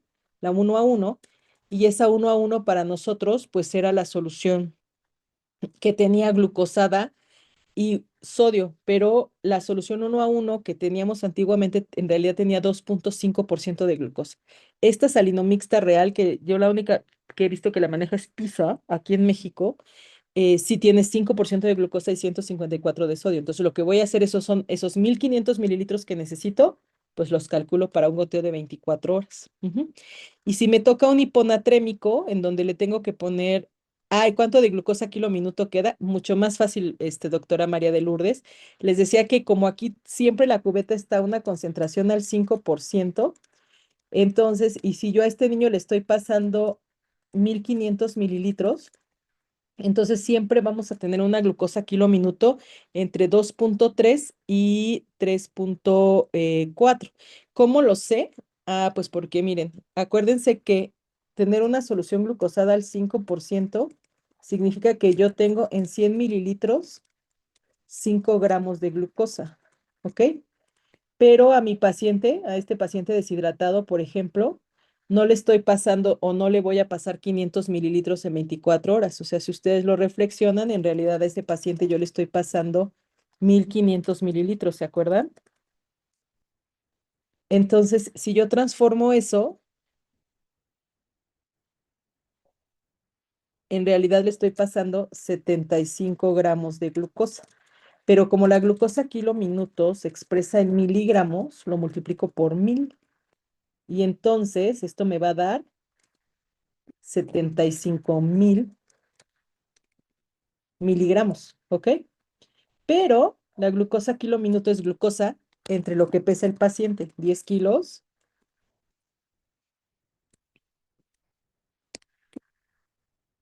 entre los 1440 minutos que tiene el día.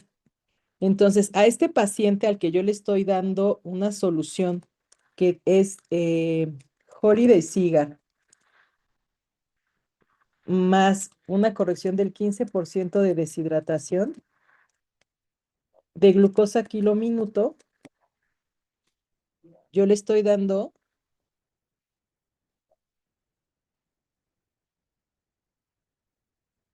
5,2. ¿Ok? ¿Sí, sí, sí fueron conmigo?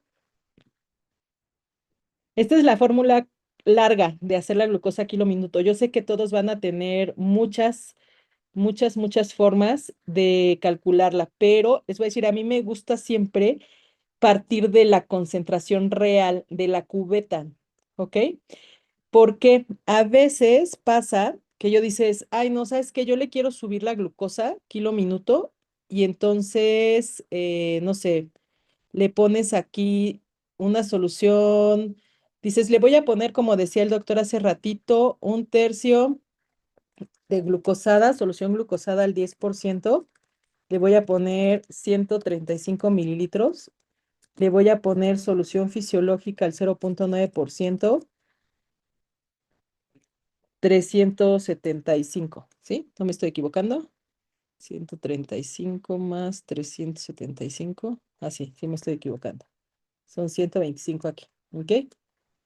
En realidad, en esta cubeta, la concentración de glucosa ya no está al 10%, ya está diluida porque yo ya la mezclé, ¿ok? Oye, ¿cómo que diluida? Pues esto es así de fácil como las cubetas. Si tú mezclas una solución glucosada con fisiológica, este es 1/3 y estos son 2/3. Entonces, en una cubeta, pues esto no te va a dar el 10%, ¿no? Si esto es 1/3 y estos son 2/3. Entonces, 1/3 del 10% son 3,3. Entonces, en realidad, esta cubeta está al 3,3% de glucosa, ¿ok? Si yo lo calculo con este mismo goteo, por ejemplo, de este niño deshidratado, que son 1500, pues entonces tengo que volver a hacer el mismo razonamiento. Esta cubeta en 100 mililitros me está dando 3,3 gramos. Si yo a mi niño le doy 1500 mililitros, entonces en realidad no le estoy dando tanta glucosa como creo, ¿eh? Le estoy dando 49,5 gramos. Esto lo multiplico por 1000 para pasarlo a miligramos. Entonces ya tengo 49,500 miligramos. Ujú. Esto lo divido entre los 10 kilos entre 1440 minutos.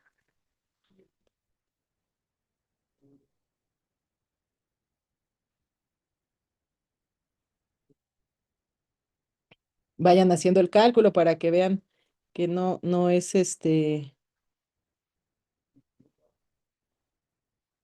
les va a dar 3, ¿no? Una glucosa kilo minuto de 3 punto y cachito. Ujú.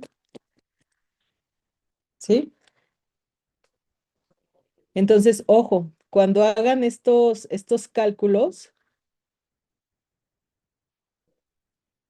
tienen que tener cuidado con la concentración real de la cubeta. Yo siempre les digo eso porque es ahí donde más nos equivocamos. A veces decimos, no, pero sí, yo le estoy poniendo glucosa al 50. Ajá, pero solita no creo, porque no pasamos glucosa al 50 por una vena periférica. Entonces, cuando hacemos la corrección de deshidratación, no separamos, sino que en realidad tenemos que preparar 1500 mililitros de volumen con 75 de sodio y lo que toque de potasio. Y ahora es más fácil porque yo ya sé que tengo que mantener cuando menos 75. Y si yo usara una solución de estas que les digo que son salinomixtas, pues entonces yo nada más le voy a poner solución por Holiday Cigar o como ustedes lo pongan en su hospital, más el 15% de deshidratación con 150 miliequivalentes, perdónenme, por litro de sodio y 20 de potasio. ¿Cómo lo preparo con esta solución nueva que les digo? Con estas que ya vienen prefabricadas, pues nada más le pongo solución, salina 0.9%, la solución glucosada 5%, 1500 mililitros, pasar 62.5 mililitros por hora. ¿Qué glucosa kilo minuto tiene? Pues ya la calculamos hace rato, 5.2. ¿Qué nivel de sodio tiene? Pues ya sabemos, 154 mil equivalentes. ¿Ok? Entonces, esta es ahora una súper ventaja en el cálculo de soluciones, porque antes hacíamos muchísimos cálculos y a todo mundo se nos rompía la cabeza. Bueno, a mí me gusta mucho, ¿verdad? Pero a todo mundo sufríamos con el cálculo de líquidos intravenosos. Ahorita lo que hay que recordar es, pues, son básicamente las cosas de seguridad en la prescripción de líquidos, que es mantener una buena tonicidad y el volumen, pues la forma más fácil de reponer el volumen, sí o sin duda, va a ser a través de requerimientos y fórmulas de Holiday Secret. Entonces, no sé si hasta aquí, porque pues prácticamente con esto voy a cerrar. Ay, déjenme quitar todo esto. Una disculpita. Ya, este, eh, las recomendaciones generales son peso al inicio de la terapia y al término de la misma, o cuando menos de forma diaria si es que el paciente va a pasar más de 24 horas con líquidos. El balance hídrico debe ser estricto. Cada turno tengo que estar cerrando el balance y sí o sí tengo que tener unos electrolitos al inicio de la terapia y al término de la terapia. Y este, aparte de electrolitos, pues considerar siempre la glucosa kilo minuto, tener un balance total a las 12 y a las 24 horas con una medición del peso para que ustedes vean si el paciente ya recuperó el estado de hidratación y el gasto urinario. Y siempre retirar los líquidos intravenosos lo más pronto posible. Es decir, si el paciente ya salió del estado de choque, ya pasaron 12 horas, ya no tiene datos de hipoperfusión, al nivel intestinal tiene la peristalsis presente, el lactato ya se normalizó, le inicio vía enteral y termino la rehidratación a través de rehidratación oral. Si fue por un híleo y ya se corrigió, me voy a terapia de rehidratación oral, ¿ok? Siempre lo más pronto posible, porque actualmente la recomendación es que tengamos lo menos posible líquidos intravenosos, ¿ok? No sé si con esto tengan alguna duda. Pues por el chat podemos ver si hay alguna duda, sugerencia para ese tipo de solución que la verdad es que es muy fácil de hacer y Sí, como usted dice, doctora, aparte de ser práctica, sí cumple con nuestros requerimientos de sodio de 75 mil equivalentes y potasio de 20 mil equivalentes por litro. qué es lo que fisiológicamente está destinado para poder dar una adecuada hidratación y rehidratación. Ah, dicen que ya no, que ya no. Este, Muy bien, la pues norma que miren, decía, ¿no? Que si lo ves malito, ponle suerito. Es correcto. no, ya no. Tratemos de que no. Y fíjense que a partir de esto que les estoy comentando, déjenme, me adelanto de las conclusiones. Básicamente, aprendimos que em, mantener a los pacientes en lo más fisiológico es mejor. Alguien aquí me ponía de doble bolsa. Sí podemos hablar, hay toda una sesión doble bolsa. A mí me tocó estar en el proyecto de implementación de doble bolsa aquí en el instituto, en el servicio de urgencias. Y justo hay que comprender estos fundamentos, o sea, de dónde salen las recomendaciones actuales de líquidos intravenosos. Creo que lo han facilitado y eso ha garantizado seguridad hacia los pacientes. Sí hay que familiarizarse y sí hay que regresar un poco a los conceptos de química básica, la verdad, de soluciones, diluciones. Pero sí tenemos como claro que lo actualmente seguro para el paciente son soluciones isotónicas o casi isotónicas. Evaluar la cantidad de volumen que requiere de acuerdo a la patología, por ejemplo, en este caso en deshidratación, con eso y la vigilancia que debemos de tener, ya nuestros pacientes la llevan de gana, porque antes yo creo que hacíamos muchas iatrogenias, nomás que a lo mejor no las detectábamos en el manejo de líquidos, porque pues yo soy de esta generación que aprendió a hacer un cálculo así de mililitro por mililitro, sodio por kilo, y jamás nunca nos fijábamos de la tonicidad de la solución. Pero bueno, pues ya tenemos más de una década con mucha evidencia que dice que es una de las cosas más importantes y evaluar rápidamente la necesidad de volumen extra o no, porque eso sí aumenta la mortalidad de los pacientes. Entonces, en el deshidratado no es la excepción, no es la excepción. Ujú. Y con muchísimo gusto, cuando ustedes quieran, platicamos del esquema de doble bolsa. Por favor, yo creo que sería una plática pendiente para el próximo año, con todo el uso del mundo. Y nos estaban preguntando mucho que si quedó la sesión grabada, sí, se les va a compartir la página de Facebook en donde está grabada la sesión. Ahí, durante las últimas 4 o 5 sesiones, afortunadamente las hemos podido subir al portal de Facebook y ahí con todo el uso del mundo se les comparte el link para que podamos otra vez retomar esta interesante plática. Y excelente plática, doctora. Tuvimos un pico de 108 participantes de toda la República. Afortunadamente fue muy bien acogida esa plática y sobre todo que fueron muchos los participantes de la plática para que pudiéramos aprender algo más de esto. Cedo los Claro que micrófonos a la doctora Amalia, no sé si está aquí todavía la doctora Amalia. Aquí estoy, As- doctor. Ok, cedo los micrófonos, doctora, por favor. Pues no nos queda más que agradecer, agradecer y considerar que de verdad todas tus ponencias son algo destacado, algo que siempre nos deja un excelente sabor de boca porque tenemos más recursos para atender a nuestros pacientes con una mayor seguridad. La gran mayoría de nosotros tenemos el compromiso de estar en un área de urgencias y de tomar decisiones para que nuestros pacientes pues mejoren y que el rango de error cada día sea menor. De verdad, muchísimas gracias, un abrazo a la distancia y esperamos vernos muy pronto. Y bueno, vamos a pasar a los anuncios parroquiales. Tenemos nuestra siguiente charla para el mes de noviembre, aprovechando que el mes de noviembre es cuando se festeja el Día Internacional del Prematuro. Vamos a solicitar la intervención de una compañera de ustedes, de la doctora Ortega, la neonatóloga, para que nos haga el favor de hablarnos acerca de los cuidados del paciente prematuro a la alta hospitalaria. Esta charla la tenemos programada para el próximo jueves 20 de noviembre. Esperamos contar con su presencia.